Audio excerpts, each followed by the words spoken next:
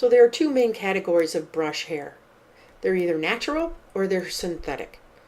The ones on the left are hog hair bristle brushes. The ones on the right are synthetic.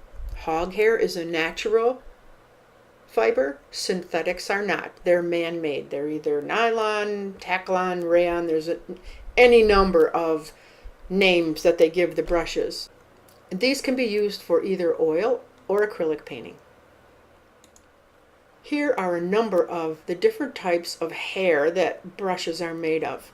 There's quite a few here, and I'm not familiar with all of them, but I am with some.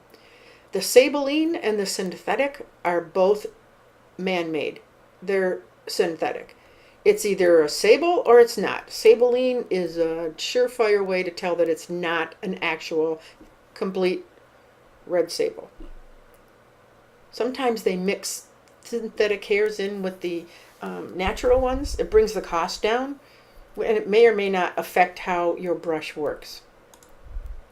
I am very familiar with the hog bristle brushes and the red sables.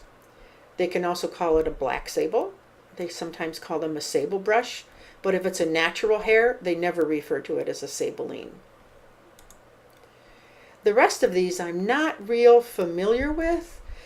The badger hair is usually used for striping because they're very long. Camel hair brushes, I've seen a lot of my students buy those in a cheap set, and they don't have any snap to them. I'm not familiar with the Kevrin or the mongoose hair. The ox hair brushes, you're never going to get a chisel point on those.